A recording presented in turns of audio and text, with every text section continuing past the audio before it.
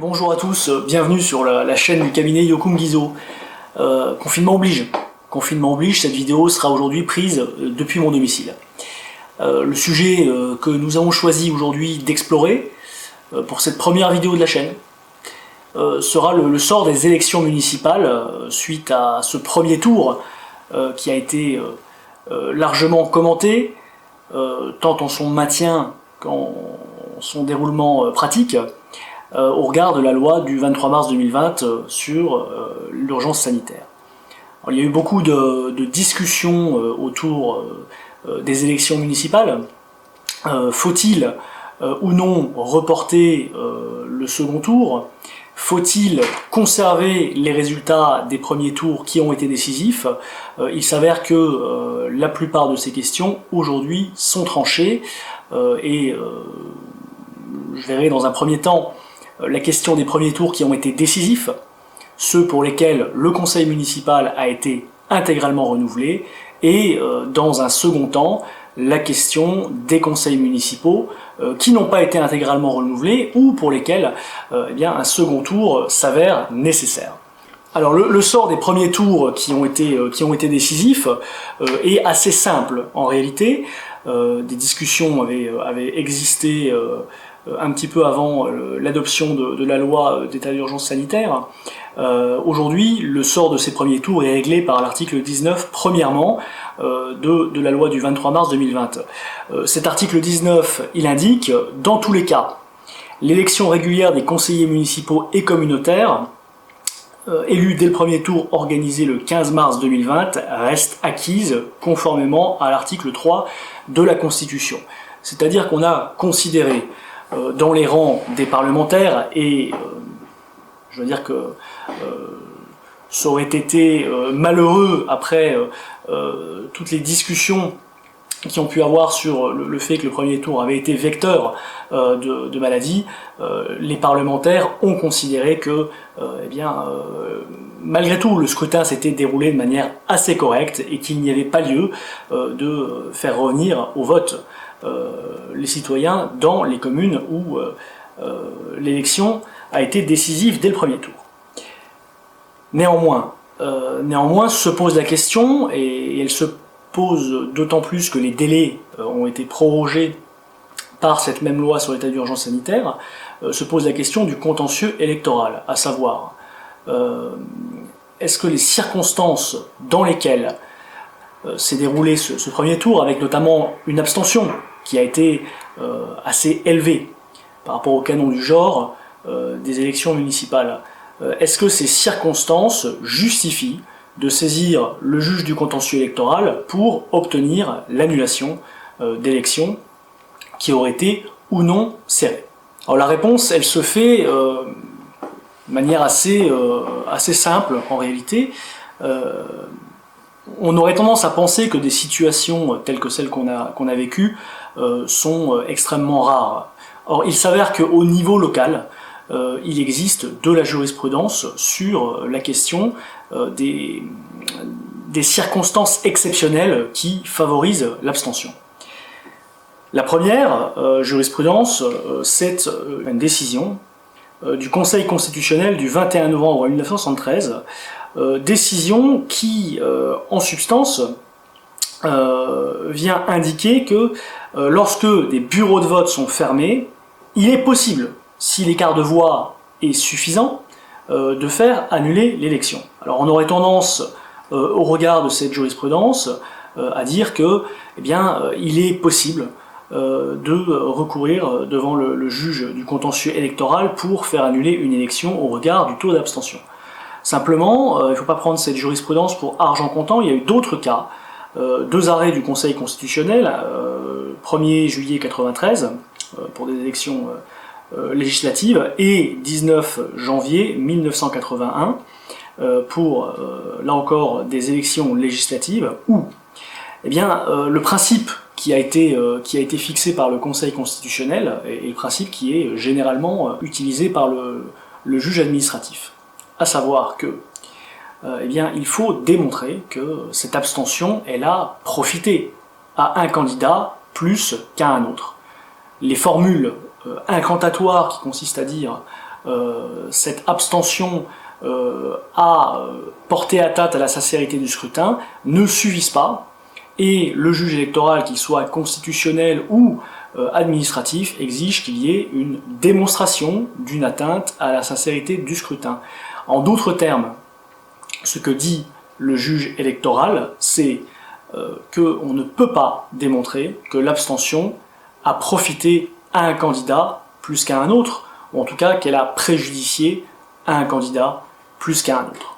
Alors la question qui se pose dans l'hypothèse d'un contentieux électoral est de savoir comment on peut démontrer que cette abstention elle a préjudicié à un candidat plus qu'à un autre. Alors le premier axe serait de dire qu'au niveau national, certaines tendances politiques auraient été défavorisées par cette abstention. C'est ce qu'on penserait intuitivement. Or, il s'avère que IFOP, notamment, a fait un sondage sorti des urnes qui est très complet sur la question de l'abstention, des raisons de l'abstention et des raisons de l'abstention en fonction de la sensibilité politique. Et on peut le voir, je l'affiche, que ce sondage, en réalité, démontre, au contraire de ce qu'on pourrait penser, qu'il n'y a pas eu de sensibilité politique qui a bénéficié de l'abstention. Globalement, 40% de chaque sensibilité politique qui ne s'est pas rendue aux urnes pour des raisons qui sont liées directement ou partiellement au coronavirus. Alors, reste le deuxième axe, qui est l'axe des circonstances locales. Il y a plusieurs possibilités de faire la démonstration. Alors, ce que je propose là sont des hypothèses de travail qui n'ont jamais été validées par le juge électoral, et bien évidemment, il faudra qu'elles passent au tamis du juge électoral pour voir si elles sont probantes. La première méthode qui peut être employée, c'est une méthode différentielle par bureau de vote, c'est-à-dire que dans les communes où vous avez 4, 5, 6, 7 bureaux de vote, vous avez des bureaux de vote qui généralement ont des taux de participation qui sont un peu différents. Bien, ce qu'il est possible de faire, c'est de regarder le score de chaque liste en fonction de la participation par bureau de vote. Si une liste qui est perdante a des scores qui sont bien plus élevés là où la participation est faible, dans ces conditions-là, on pourrait éventuellement considérer que l'abstention a préjudicié à cette liste. Si en revanche, quel que soit le bureau de vote, et quelle que soit la participation dans ces bureaux de vote, le score est sensiblement le même, on pourra en conclure, à contrario, que il n'y a pas eu de préjudice du fait de l'abstention pour cette liste. L'autre possibilité, mais là elle est encore plus aléatoire, est de faire une analyse différentielle avec les scores de 2014 et des élections précédentes. Là, ce sera peut-être réservé à des petites communes où les listes qui s'affrontent sont de même sensibilité depuis plusieurs mandats et sont portées par des personnes identiques depuis plusieurs mandats. Parce que si les règles du jeu changent, en tout cas les listes changent tous les 6 ans, il n'y a pas de comparaison véritablement probante qui est possible. Donc en tout état de cause, ces pistes, au regard du principe qui est celui d'indiquer que l'abstention ne préjudicie à personne en particulier, ces pistes, elles restent, à mon sens, quelque chose de très limité. Ça pourrait fonctionner dans des communes où les écarts de voix sont extrêmement faibles, comme d'autres moyens par ailleurs, mais ça ne saurait permettre de remettre en cause des résultats qui sont particulièrement marqués. Au-delà, à mon sens, de 55%, 45%, ce moyen ne peut pas être valablement tenté. En tout cas, il faut y placer un espoir qui est déraisonnable. Alors, le deuxième axe de notre sujet, c'était de déterminer quel serait le sort des premiers tours qui n'ont pas été décisifs. Dans les communes de plus de 2000 habitants, ce sont les communes dans lesquelles aucune liste n'a obtenu la majorité absolue au premier tour. Dans les communes de moins de 1000 habitants, ce sont les communes où aucune liste n'est la majorité absolue, mais également les communes, du fait des panachages, où le conseil municipal n'a pas été renouvelé intégralement. Il manque 1 ou 2 sièges qui ne sont pas pourvus. Alors, il y a eu beaucoup de débats s'agissant de la question du deuxième tour. Très rapidement, ceux qui étaient pour un maintien du second tour à la date initialement prévue se sont ravisés, et donc est restée l'alternative suivante, un report du second tour, un simple report, ou recommencer intégralement les opérations de vote. Alors le Parlement n'a pas décidé immédiatement. C'est-à-dire que, c'est toujours l'article 19.1 de la loi sur l'état d'urgence sanitaire du 23 mars de cette année, le Parlement a indiqué de manière assez sibylline quelle serait la marche à suivre. Soit le second tour peut être reporté au plus tard fin juin, et ce sera décidé fin mai, auquel cas on sera sur un simple report, soit le second tour ne peut pas être reporté fin juin, et dans ce cas-là, les jeux restent ouverts. Alors, sur la question du principe du report, avait été évoquée la constitutionnalité du simple principe du report. Sur ce sujet, je n'ai pas à étendre très longtemps. Il y a un arrêt du 27 juin 1973 qui aborde la question du report sous l'angle du contentieux électoral, et le Conseil constitutionnel avait déjà eu l'occasion d'indiquer que dans le cas de circonstances impérieuses et pour un motif d'intérêt général, il pouvait être possible de reporter un second tour. Alors la question qui se pose, au vu de l'évolution de la situation sanitaire, c'est de savoir ce qu'il adviendra du second tour, en tout cas des résultats du premier tour, si les élections ne peuvent pas être organisées fin juin de cette année. Alors certains parlent d'un report du second tour en octobre ou en mars 2020. Ce sont des hypothèses qui ont fuité dans la presse, bien que en réalité elles n'aient eu aucun écho en termes de communication gouvernementale officielle. Alors ces hypothèses de simple report du second tour en octobre ou en mars 2020, elles me paraissent tout à fait illusoires. C'est-à-dire que le Conseil d'État a pu donner son avis sur la constitutionnalité du dispositif de report du second tour lorsqu'il a donné son avis sur le projet de loi d'état d'urgence sanitaire. Il a admis que le second tour, sur le principe, puisse être simplement reporté. Il a admis que cela puisse se faire dans des circonstances exceptionnelles et pour des motifs d'intérêt général impérieux. Mais il a fixé une limite, qui est celle que ce report se fasse dans un délai raisonnable.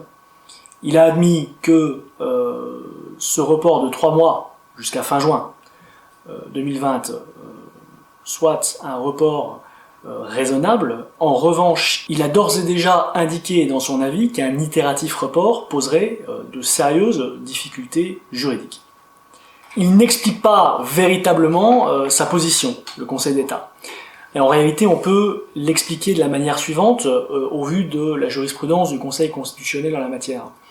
Le premier tour en matière d'élection municipale agit comme une sorte de filtre de représentativité, c'est-à-dire que ne peuvent être admis au deuxième tour que les listes qui ont réalisé un nombre de suffrages suffisant et qui donc représentent une part substantielle des idées du corps électoral. C'est d'ailleurs pour cette raison qu'on admet que certaines listes puissent fusionner, bien qu'elles ne dépassent pas les 10% des suffrages exprimés permettant d'aller au deuxième tour. Eh bien, ce filtre de représentativité, il perdrait tout objet si on venait à reporter les élections en octobre 2020 ou en mars 2021. Pourquoi ? Eh bien parce que, en réalité, le corps électoral, si vraisemblablement il ne change pas de coloration en 3 mois peut parfaitement changer de coloration politique de manière importante en 6 mois ou en 1 an. En d'autres termes, faire 10% en mars 2020 garantit que vous êtes représentatif en mars 2020, en juin 2020, mais par contre rien ne garantit que ces 10% de mars 2020 font de vous une liste représentative en octobre 2020 ou en mars 2021, puisque les tendances politiques évoluent. Et elles évoluent d'autant plus que la crise sanitaire que nous vivons bouleverse quelques idées largement établies depuis longtemps. Alors qu'adviendra-t-il? C'est la question bonus.